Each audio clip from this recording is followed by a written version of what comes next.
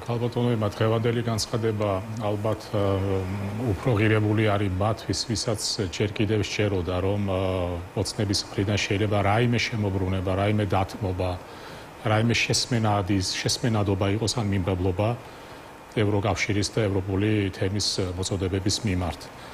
სხვა მხრივ მე რომ ჩემი ნება იყოს არ ჩამითვალოთ ზედმეტ ორიგინალურობაში საერთოდ ქართულ მედია სივრცეს მოუწოდებდით დღეს რომ ამ განცხადებაზე არც კი ისაუბრონ, იმიტომ რომ ჩვენ ახალი არაფერი გაგვიგია, არამედ ეხლა ბატონი კობახიძე საუბრობს ევროპის გამოჯამრთელებაზე და უსურვებს ევროპას გამოჯამრთელებას მაშინ, როდესაც საკუთრივ ეს განცხადება არანაირი სიჯანსაღით არ გამოირჩევა, არც პოლიტიკურად, არც ეკონომიკურად და არც რაიმე სხვა გაგებით. ამიტომ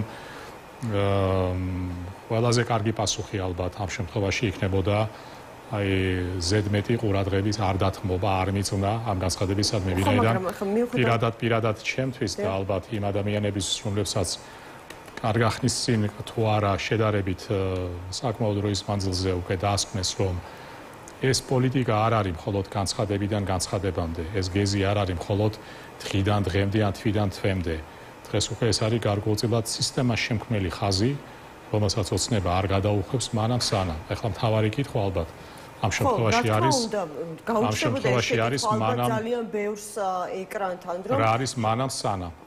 მანამ სანამ ჩემი აზრით არის ადგილობრივი არჩევნების შემდეგ ქვეყანაში კიდევ უფრო მეტად წინააღმდეგობის ნებისმიერი ხვრელის თუ ნებისმიერი წყაროს ამოქოლვა და სულ ამას ვიმეორებ, რომ წლის ბოლოსათვის გარკვეულწილად აი ამ გეზის გაფორმალურება. ეს არის ჩემი მოლოდინი. ეს მოლოდინი შეიძლება იყოს ან ოცნების გადმოსახედიდან ევროპის მიმართულებით, რომ ან ოცნებამ თქვას პირველმა, რომ საქართველო ეხსნება ევროატლანტიკურ გზას და ევროკავშირში ინტეგრაციის გზას, ან საუკეთესო გამოსავალი იქნება, რომ ევროკავშირს ათქმევინოს, რომ ჩვენ გადავიღალეთ საქართველოს და ჩვენ საქართველოს მივიჩნევთ როგორც უპერსპექტივო საკითხს, ამიტომ ჯობია ჩვენ რესურსი მოვახმაროთ. აგვისტოს ბოლოს, იმიტომ რომ დათქმა ასეთია, ხომ თუ არ შესრულდება ეს რეკომენდაციები, აგვისტოს ბოლოს ჩვენ უკვე დავიწყებთ ვიზა ლიბერალიზაციის შეჩერების შესახებ საკითხის, აი მარტივად ვამბობ, გადახედვას, ანუ ეს მოლოდინი ჩდება, რომ სექტემბერში უკვე იქნება გამოხატული ნება, რომ რაღაცა შესაბამისი პროცედურების დაცვით, აი ამ ვადიდან, მაგალითად 1 იანვრიდან საქართველოს მოსახლეობა შეუწყდება, მოქალაქეებს შეუწყდებათ ვიზოთ მიმოსვლა შენგენის ქვეყნებში. ეს ადარდებს ევროკავშირს და ეს ადარდებს ევროკავშირის პარტნიორებს საქართველოში. ეს გვადარდებს ჩვენ,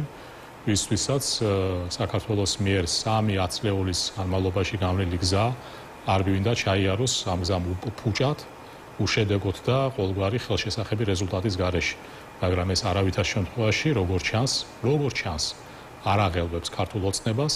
მასთან დაახლოებულ გავლენიან ჯგუფს. როგორ არ აღელვებს და ესე დავესესხები ირაკლი კობახიძის განცხადება, სადაც ის ამბობს, რომ სხვათა შორის შანტაჟის იარაღად იყენებს ევროკავშირი ვიზა ლიბერალიზაციის შეწყვეტას საქართველოს მოქალაქეებისთვის, რადგან ამან შესაძლებელია მღელვარება გამოიწვიოს და შესაბამისად მღელვარება იქნება მიმართული ხელისუფლების წინააღმდეგ. ანუ აცნობიერებენ, რომ უვიზო მიმოსვლის შეწყვეტას შესაძლებელია მოყვეს მოსახლეობის მხრიდან უკმაყოფილება, რაც შეიძლება გადაიზარდოს დეესკალაციაში.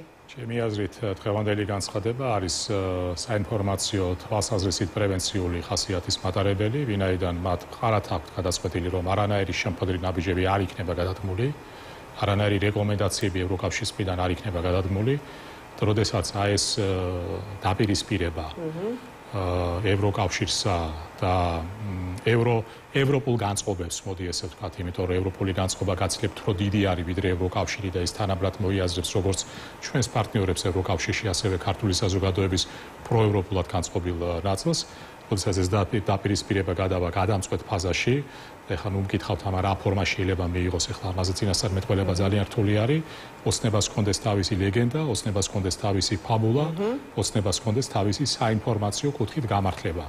რატომ მოხდა, როგორ მოხდა და შესაძლებელი არის იმ დამატებითი წნეხის გამოსაყენებლად, რეპრესიული წნეხის გამოსაყენებლად, ასევე უკვე ამ თავითვე ის ამზადებს როგორც საკუთარ ამომრჩეველს, ასევე უმზადებს ნიადაგ საზოგადოებრივ განწყობას. აგუებს, ანუ საქართველოს მოსახლეობას, რომ შესაძლებელია ერთ ბრჭყალებში მშვენიერ დღეს დადგეს საქართველოს მოქალაქეებისთვის მოცემულობა, რომ შეუწყდეთ მიმოსვლა შენგენის ქვეყნებში. რასაც ქართულ ოცნებას ჩვენ ალბათ ვერ დავუწუნებთ, ეს სხვა საკითხი არის მოგწონს თუ არა.